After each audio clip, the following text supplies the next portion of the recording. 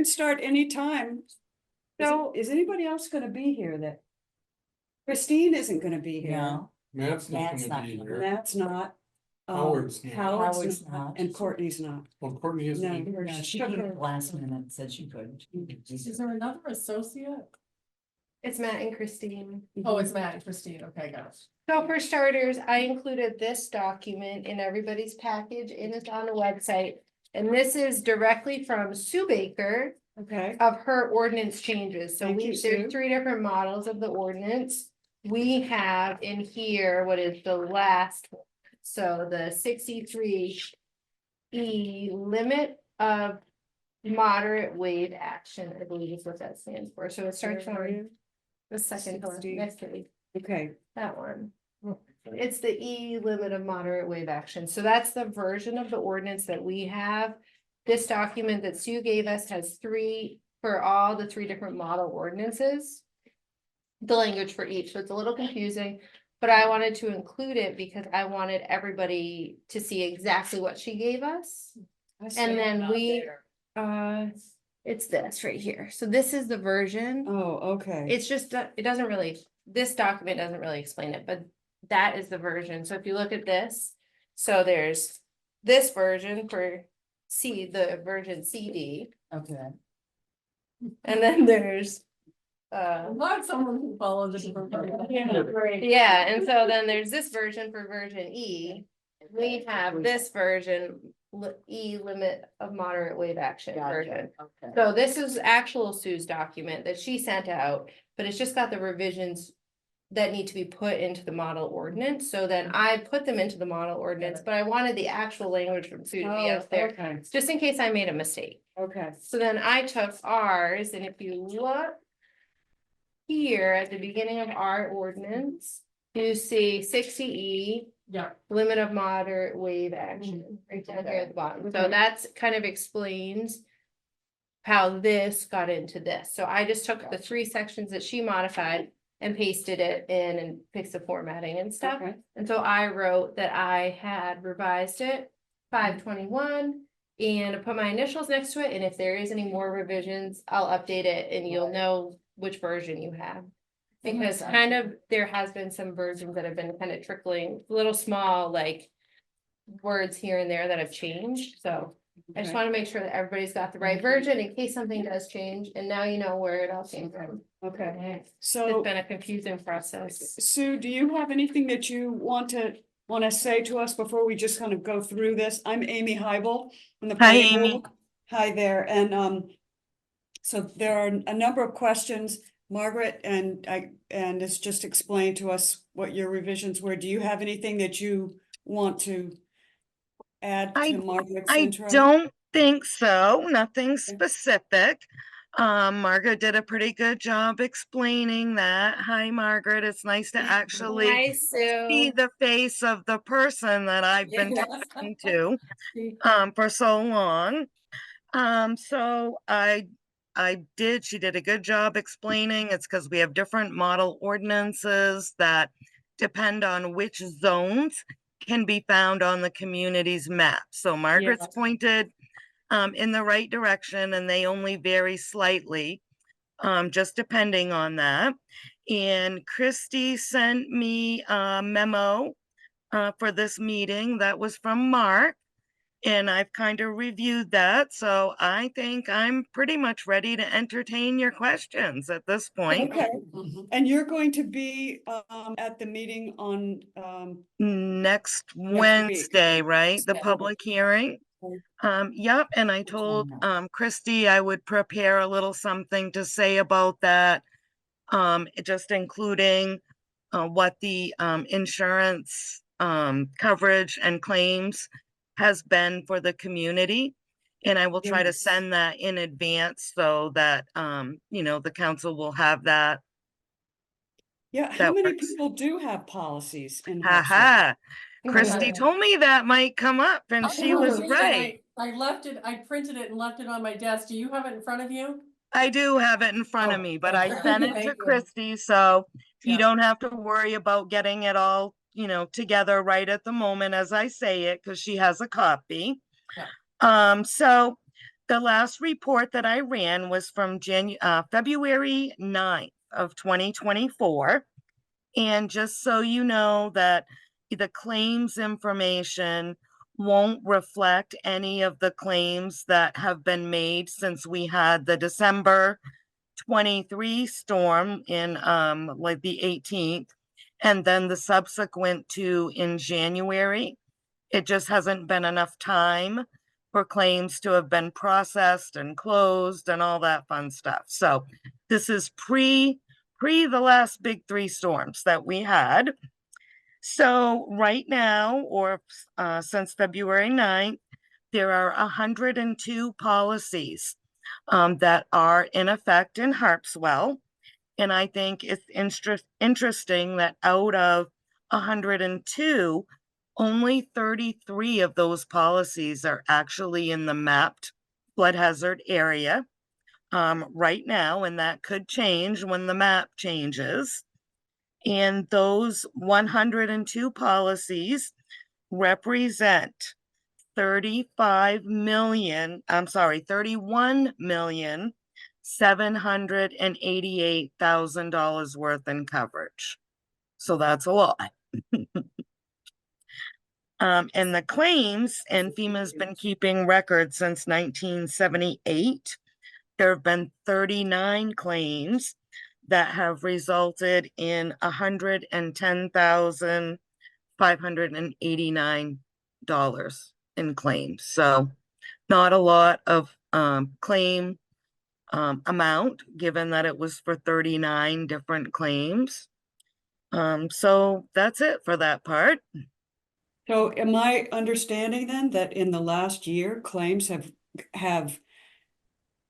been more or have Well, those claims, have been at least a third of what was submitted in the last 10 years? those claims amounts go back to 1978 when right. FEMA started keeping records. So that was quite a long time that the community has gone with only 39 claims, and claims that, you know, weren't very large. But But they're that also may, flooding events. Well, that right. shows you something, And though. the That's really population. interesting information. It That is. really And like I said, I interesting. think that will probably go up once these last few storms and claims, you know, get in the system from then. I would expect it to go up, but it takes a while to really, you know, get updated numbers after we have storms. Wow. There is Okay, a lot of coverage. Yeah, that yeah, is a lot of coverage. yeah. Okay, so I thought maybe that one thing we could do is just go through page by page. I don't think there'll be a lot on each page. I've only got about 3 or 4 things, but just Sure. if we go through page by page, then we're all together on it. So does anyone have anything on page 2? I'm sorry, I'm going through the flood management ordinance here that is proposed. Anybody have anything on page 2? I did not notice it. I didn't notice anything. How about page 3? I didn't notice anything.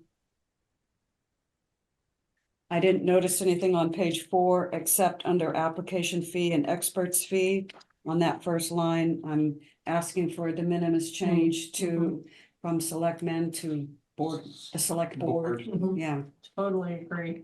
um, We're trying to retrain our brains around here. Yeah. I hear you. I think we are all trying to do Yeah. that, and that's absolutely fine. Yeah. It's been, That what, change. 20 years or something? Okay, anyway, page 5. I didn't notice anything. I didn't notice anything on page 6. I did have a question on page 7. Regarding the physical changes to the natural landscape, and Courtney had the same question. Yeah. I just don't quite understand that, and wonder if you could explain what that is actually saying.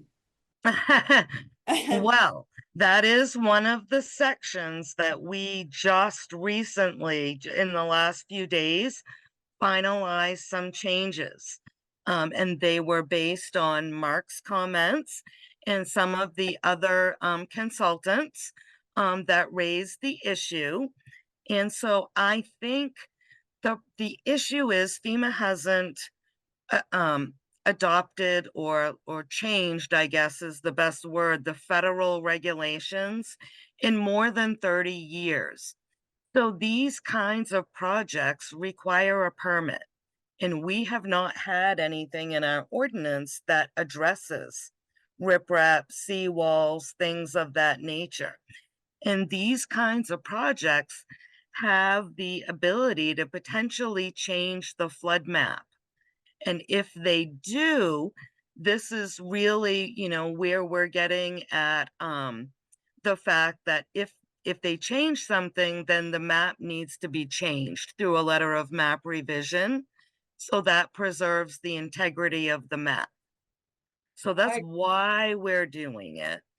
And I think we've resolved the issues that were raised because prior to now, it was only a professional engineer that would be able to, do the initial as we've changed it. Do you have the new ordinances, the language that says qualified professional in this section? Yes. Mhm. Okay, so those are all good. FEMA totally backed off requiring a coastal engineer. And part of the problem is that we are expecting, or the state is expecting like 50 to 60 million dollars for working waterfronts. And we were told that there just aren't enough engineers that can do this work. And we were fearful, and they were fearful that, requiring that was going to make a delay in being able to permit these projects. So we definitely shared that concern with FEMA. And as far as I know, we have resolved it satisfactorily with this new language. So from a code's perspective, what kind of a project do you think would qualify for, changing the flood zone? Would it be like a Okay. big commercial project? Would a residential project? Well, that That's is the hard to question. know. First of all, Okay. I'm not an engineering professional, and But like what they scope of have, a project? yeah. So like if riprap, for example, if they are only replacing like earth that has been washed away and eroded and putting it back to what the similar contour was prior to the erosion, then something like that probably wouldn't make a change. It's really going to depend on the size of the project. If it's a very small, bit of residential or erosion on a residential property, and they're not putting back in that area way more than what was there before, then it probably wouldn't necessitate a change. Any seawalls that are made any larger, taller, longer, those, can certainly change the way the area floods. Or, berms, anything like that. Right, so this is Does my that help? question. Why, Yes, it actually, it didn't answer my question. Okay, It's, My question was, why allow those changes to the base flood elevation? Why allow them anyway? You're because saying that you can make those changes to the base flood elevation, then you measure them and you send a letter to FEMA no later than 6 months after the project is completed, and then the map is redrawn. What happens to your neighbor when that map is redrawn? What that's happens a to the neighbor's neighbor? that is a concern. Certainly, we don't want to see any kind of project like this that starts diverting water on somebody else's property. The bottom line, I think, is in the federal regulations under Part 65, they are allowed to do that as long as they revise the map. So Yeah, I There can't are say that just- I think it's great, but FEMA allows, people to make changes that affect the map. We get a lot of them in the code enforcement. Riprap office. projects, Yeah, yeah. yeah. a But a lot lot- of them. But I think part of your question though is also a DEP question, about permitting ripraps and the structures and how they affect the other properties. Yeah, I mean, my question is, if it's to riprap in order to stabilize an Right. existing elevation, Yeah, that's one thing. If you're Mhm. changing the elevation, the existing elevation due to a new project, mhm. you get approval to do that, but I don't see anywhere in here where it's required that you have to determine what the impact that will be on neighboring properties. Yeah. You should have to do that. And if you're going to, But that'd be more If- about if the you're- design, that would be through the DEP, if you're I going to think. limit in my mind, fishermen yeah. to not to 200 square feet of a fishing shack or lobster shack, but you're going to allow something like this. Not you personally, but. I if know what you FEMA's mean. going to I get allow it. something like this, I just kind of, makes me kind of, Hmm. it does make me question. But I don't want to get dragged down in it, but I just noticed that and I Hmm. guess I Well, I would say that you just hit on my number one concern about that too. I mean, if in part, it's really hard to get a seawall permitted that's bigger, taller, longer than it is already. DEP's regulations, I think, for the most part, prohibit a lot of those kinds of things. So we're just trying to cover the floodplain permitting in a way that satisfies FEMA. Okay. I know it's not a great answer, but it's all I have. Well, listen, That makes it's sense. better than what I had. Yeah. And we'll talk about the fishing sheds when we get down Yeah, to that a little further. okay. Yeah, I'm Dan Hobeck, by the way. Hi, Dan. I don't know if she can see it. Oh, there No, you now are. I can. Okay, I don't see a definition of qualified professional anywhere in there. Aha, well, on the update sheet that I think Margaret has, we Ah. declined On the to back page. define that so that the community has the flexibility to decide who is Good. qualified. So that was done consciously. That's excellent, because, particularly when we're dealing with wharves and things like that. Mhm. We've got people who've been building those things for 30 or 40 years and have a much better idea of how things affect Harpswell than somebody Exactly. sitting in an office somewhere, so we. And that was one of the concerns, that we sought to address. Yeah, I was told that. So, Well, and some of these guys, the difficulty we have is that these same guys come in with plans that are written in pencil on a 2x4. Which makes it really difficult to copy, but. Yeah. yeah, I hear you. but I've they're been extraordinarily around long enough to have heard most everything at this point. Yeah, I'm sure you have. So we do have another tangential question from Sure. someone who wanted us to put a definition for professional engineer in the registered professional engineer, where it is required that oh gosh, let me see if I can find certified. I'm looking on page 8 here. Yeah. It says Under which under section? non-residential, it's section I, Mm-hmm. 1C, and it says, be certified by a registered professional engineer or architect. And we have a question from a member of the public that says, she thinks we need a definition for a registered professional engineer in this ordinance. Well, a And- professional engineer is licensed by the state. So I don't know if they have any particular definition that goes along with that, other than they must be, certified as a professional engineer with a PE license. And what we thought is, you can't really certify a plan unless you're a professional engineer. That's correct, because that section deals with buildings.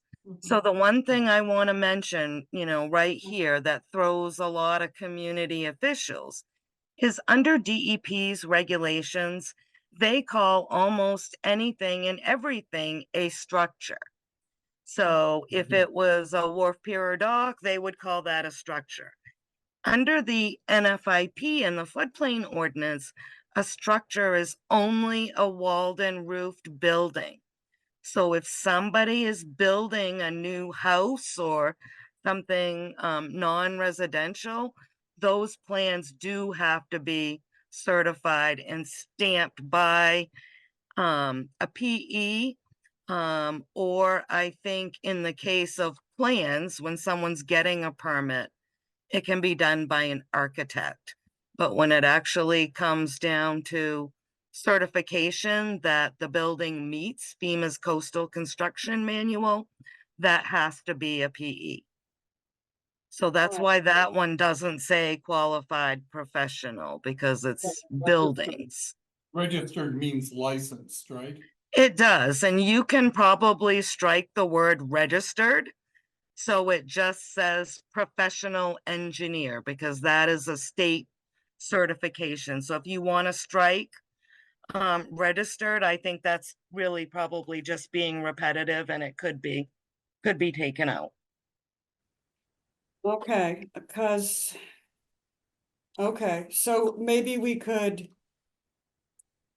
Yeah. She says, I don't want to muddy the waters, but there are many types of engineers, electrical, mechanical. Jeepers That's creepers. true. So, But they wouldn't be able to stamp a construction design. Right. She'd mentioned like a computer engineer. yeah, Computer engineer cannot stamp a construction process here. Because they're they would not have PE behind it. Exactly. okay, So so that right there would negate it. that is, as my first boyfriend used to say, a mute point. Oh, Okay, all right, so, can we move on and just leave it as it is? I think, yeah. Okay, sounds better. but that will probably come up at the public hearing, so, Okay. just. Okay, anything on page 9? I didn't have anything. Or 10, I didn't have anything, I don't know, I'm just gonna go through this and stop me. The UPS guy just pulled in, I'm not gonna see. I can't open it up. Okay, I didn't have anything on 11 or 12. And now we get to page, or 13, and now we get to page 14, with this 200-foot. Okay. The conditional use shall be limited, I'm looking here on page 14, item Yep. 9. Yep, Under I know A. exactly what you're talking about. Okay, So it was probably 20 plus years ago that we got FEMA headquarters to give us a special exception for these types of buildings. So if they are 200 square feet or less, they do not have a variance. They don't have to get a variance. And FEMA's answer to this, when we told them that they think it's too small, is that they said these buildings can be larger than that, but there has to be a variance in order to do that. get a variance. Not very easily. I completely agree with you for the We have most another part mute there. point here. So, Okay, so and that's why we worked so hard with FEMA headquarters to get something in there that they would agree to, knowing what that is their they're, rationale? What's their rationale for 200 square feet? well, the same people aren't at headquarters that were 20 to 25 years ago. So that is something we may be able to address in the future. We definitely cannot address it in time for this ordinance adoption, because all the communities are on a time limit. So, FEMA suggested maybe we can revisit this. But right now, with all the communities on a deadline, there's just no way that we could work something different out with the short amount of time that we have. I think that'd be a very important thing to point out. Mhm. Is that this is something that we can have further discussion of. Because that Yep. was a major sticking point Yeah. about. Mm. Yeah. But there is language in our current ordinance regarding that 200 Yeah. foot. So Yeah, not- it's been there. It's been in your ordinance for probably 20, 25 Yeah. years. Yeah, I can't remember. I want to say it was back in like 1998 or something, to that effect. I think the problem is now that we've had this huge amount of damages. That's And right. so That's that's right. what's to these types of buildings that we haven't had since this language has been in our ordinance. So I think if it weren't for all the damages that we had over the 3 big events, this would be a non-issue because it's been a non-issue for 25 years probably. But this is what has brought it to the forefront. So one thing that we might be able to do is recommend to the select board that they get in touch with our state reps or our state senators, like Angus King or somebody like that, and that we work through them to get FEMA to change this. Right, so we work with the fishing community and our elected And state hook up that way. elected officials and work, because that's exactly what their job is supposed to do. Yeah, and part of this, rationale why this went in there is because every one of these types of buildings would have had to have had a variance. yeah. So that's why we were given a special exception. So that's not the norm for FEMA headquarters. So it does need to be hashed out, but like I said, communities don't have time, Yeah, before June 20th. But I think we're happy to take that forward, Okay. without contacting the senators and all that, but That's great. you can do that if you wish. Either way, I think we plan to address that at a future date. part of the reason I asked it, Sue, is I thought maybe they actually did have a rationale, like if there was a major flood, they wanted to limit the amount of disposable material that Mm. became, hazardous to neighboring properties and. And it would be. It would be. So, I thought you might say something like that. I didn't, I was kind of hoping, but to not have any rationale about why that 200-foot limit is there makes it difficult for us to defend it. Right. Well, Um, I think at the time, that long ago, FEMA didn't really believe or think that these types of buildings were functionally dependent, which I think they've kind of come around to our way of thinking that they absolutely are dependent, and they've been there for 200 years in a lot of cases. So that was the special exception they granted to us so that every single one of them wouldn't have to go through the variance process, knowing that it's difficult to begin with. But I don't think FEMA has a problem with the communities issuing a variance for this type of use Okay, to all make right. it larger. That's good. So when, Well, okay, I just lost something there because we talked a few minutes ago that conditional use permits are difficult to get. No, variances. they're not. The variances are what is hard to get.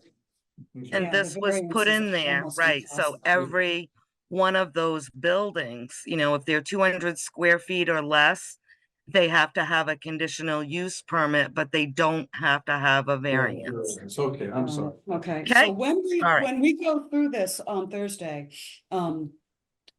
we'll probably turn the meeting over to you at some early point and ask you to summarize the issues that were raised at the last meeting and who you worked with and how they've been resolved. So, Okay. because I think that Well, would I be. think everything has been resolved except for this one thing. Okay, And there was just no way for us to take that on in time for communities to get adopted, and not get suspended from the program. We don't want to see that happen to any community. okay, thank you. Okay, that was it for me. Does anyone else have anything else that? So can I send you the copy that I did where I merged the language that you sent in the existing model ordinance, and you can just approve it or not approve it? Or are you Sure. gonna send us a new one? No, that's fine because the, Okay. changes weren't that huge. Mhm. But if you would send it to me and Janet, because Yes. Janet's been doing most of the ordinance reviews. So Cool. she's the one that will probably, take a look at it, but she can confirm, All that right. everything is good for you. All right, I will send it to her. Thank you. So will we have a clean one to hand out? at the Yes, Hearing, oh, that's. this one is, I don't know how you got that one. I mean, I printed it Yeah. from the It's on the website. website. Yeah. It's on the website. but I just don't know why that one is the track changes on it. Oh, I that's, think it's a computer setting that yeah, makes it this way. yeah, I should turn it into a PDF. I must not Yeah, have. yeah. It's a working document. I Yeah, know no, it's I gonna change and I totally know get it's not permanent. so I Yeah, did no. turn it into a PDF, but I will. And you're trying to keep up with all the changes. So how soon could we get this? Up on the website? Everything is on the website. All of this, everything you have in your hand is. is Mark's on. table, Yeah, Margaret's update, I mean, it's all on the website. It's under the FEMA button, which is on the home. in page. 2 places, but yeah. So I know we get criticized that people can't find the information, but I do think Margaret's really tried to make it very visible and. Right. different And I locations. would well, I was just gonna say, I would make sure that the council has Mark's memo as well that you sent to me, Christie. Yeah, Just so they know, I think we've resolved everything that was a concern except for this 200 square feet. yeah, so Sue, it's the planning board that's holding the public hearing on Wednesday because they're the Oh, body it's, that. yeah, reviews I'm sorry, zoning planning ordinances. board, I Yeah, keep calling and it the then- council. Then it gets turned to the select board for putting on the warrant, which is going to be a June 15th town meeting in time for the June 20th deadline. Right down to the wire. And there won't Okay. be a snowstorm, hopefully there won't be a hurricane or. Oh my gosh, no more Act of flooding God either, that prevents please. Don't Well, jinx Oh, we knew dear. what you meant anyway. We got it. it. So I think we're in pretty good I shape. think We- we're in We pretty do good shape. appreciate the attention that this has been getting in the last, month or 6 weeks since our public hearing. Yep. And I Right. have personally spoken with Tim Forrester, who was at the public hearing, and he really objected to that language you had about requiring a professional engineer in that He did, section. and Tim was um, one of the big drivers in Yes, getting this changed, so. okay. He's a pro. And he personally appreciates and supports the language, so I think that's a good result. I absolutely agree. And I told him I was putting him at the top of my list, so if I have to do something else, I'm gonna run that by some people. You You know, what? I'll- Yeah. this ordinance, it's most of it is rooted in federal law, so we can change it as we need to. And that's what we do when we have concerns from local officials or from FEMA, which is what, they were the ones that had the issue with us, and I had to create language to put here.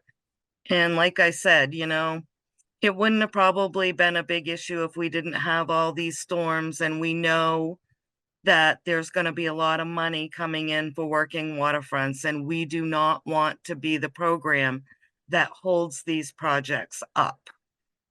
And I think that's what would have happened. So we're pretty happy too.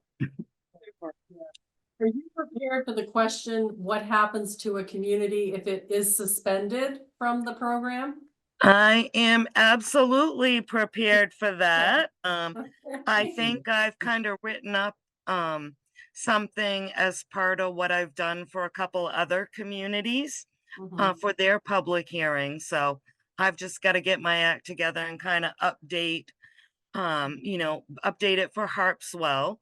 So I think, I'm more than happy to open up the public hearing if they want to call on me so that I can make opening remarks. And then we'll just take the questions as they come. The opening mark should start with the information about from 1978 and how many folks and how much money has Yep, been. I will have that. I will have that as part of what I say. That's very, very compelling information about why we need to stay in this program. Absolutely, because, only flood insurance covers floods. And if you have, a large amount of damage to a building, no amount of disaster assistance is ever going to make somebody whole again. Flood insurance is the only thing that will do that. So it's big. When it's limited. Why can fishermen not get flood insurance for their wharves? Because they are entirely over water, and a wharf pier or dock is not a structure under floodplain. So there's no flood insurance for wharfs, piers, and docks. If there's a building that's entirely over water, anything that has been newly constructed or substantially improved by 50% or more, there is no flood insurance coverage for that since I think it was October 30th, 1982. So if they're entirely over water, FEMA's not going to cover it for flood insurance. Flood insurance doesn't cover it. Thank you. This has been really helpful. Makes a lot of sense. Sue, do you know what year the town of Harpswell first adopted a floodplain ordinance? The one we have listed online shows that it was enacted in 1997, but I don't know if we had something earlier. You probably do, and if you just give me, oh wait, I don't have to look it up. I can, That's I just looked yesterday, I don't remember the year. Just give me I think one it's sec. important that people understand we have had this ordinance in effect for a long time. I think there was a sense that we were putting. yeah, it's something probably been the substantially 70s, but, new. Because you had So, records for Harpswell I back to think that is 1978, also so- part of what I will say is how long the community has been in the program. And for a lot of Maine communities, it's something like 50 years. So it's been a long time that communities have been participating. Harpswell, well, the first flood insurance rate map for the community was on July 3rd, 1985. So it's been at least that long, and when I dig up the information, we might find that it's even earlier than that. So at a minimum, since 1985. Go over those numbers one more time. I'll send you the email, Amy. Okay, Sue thank you. just sent it Never to me mind. this Yeah, afternoon. that's why I sent it to That's Christy, fine. so you guys would Okay. all have it easily. Yeah, Thank yeah, you. yeah. Okay, Yeah, very Um, helpful. I will Thank you. summarize. Thank this you meeting. so much. Yeah, appreciate it. Sue. Sure. Yeah, very, very helpful. Okay, well, I'm looking forward to helping again next Wednesday night. And you Okay. get to do it See in you. person in Okay. Harpswell. I It's know. great. That's the best part. All right. All right, have a Take good care. evening. Thank All you. right, all right, thank you. Bye-bye. Bye. Bye.